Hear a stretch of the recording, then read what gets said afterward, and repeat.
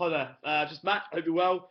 Just a quick video again in answer to a question which came in from Amanda, and she was asking me about like the potential for insulin to be a problem in terms of fat storage. The problem we've got, like when people struggle to lose body fat, perhaps they've got upper abdominal obesity, fatigue, sort of migrating pains around the body, sugar cravings, etc. Um, probably due to a hormone imbalance. Okay, now obesity is a hormonal imbalance problem. Okay, and it's not necessarily just a calorific one. So I'm not arguing that if you overeat, you're not going to put on weight.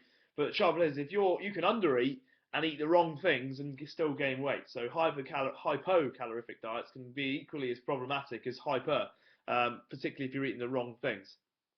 What happens is if you're eating too much carbohydrate, you're going to secrete more insulin as a result of that consumption of carbohydrate. Now, insulin actually, what it does is it promotes something called lipogenesis. Okay, now you want to know this, so I'm going to give you the answer. So, lipogenesis is the production of fat molecules. Okay, which what that does is when you eat too many carbs, it does that. Okay, that then prevents you from breaking down fat. So it's pretty much impossible. In fact, it is impossible. You're either burning fat or carbohydrate at this point for an immediate source of energy. It's possible to burn both, but when you get the immediate rush of carbohydrate, you're definitely going to use carbs to start with. So what it does, it prevents the breakdown of fats as energy. What happens is when we have too much sugar, the liver, the muscles, and the fat tissue kind of all get full, and sugars get left in the blood. What then happens is we actually start to become, and I'm sure you've heard of it, insulin resistant, and that's the first stage really of diabetes. Okay, um, what's happening there is the cells are rejecting insulin because they're normally carrying sugars into the cell.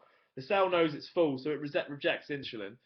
Then that sugar gets left carried around the bloodstream. Okay, sugar is an inflammatory product. Okay, causes damage to the lining of the arteries. That's when then your things like cholesterol gets a bad name. It's not the cholesterol that's the bad thing necessarily. The damage to the lining of the arteries caused by inflammatory products then gets clogged up by cholesterol. Okay, and then you've got the issue.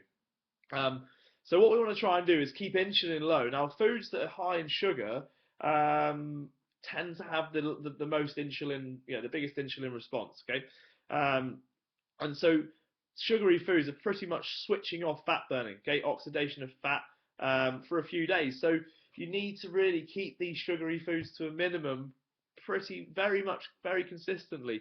The only time that you'd really want to kind of alter this is perhaps having something that's slightly lower fiber, tends to be slightly easier digested.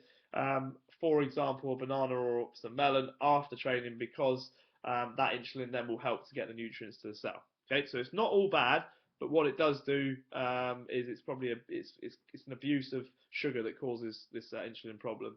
Okay, so if you're looking to lose upper abdominal fat, kind of reduce pain around the joints, those kind of things, I would strongly suggest that you look at trying to reduce sugar, which will have an impact on your hormones, and you'll drop fat. Really, really, if you're reducing insulin, you have to drop fat. Pretty simple. Okay, hope that helps. Speak to you soon. Bye bye.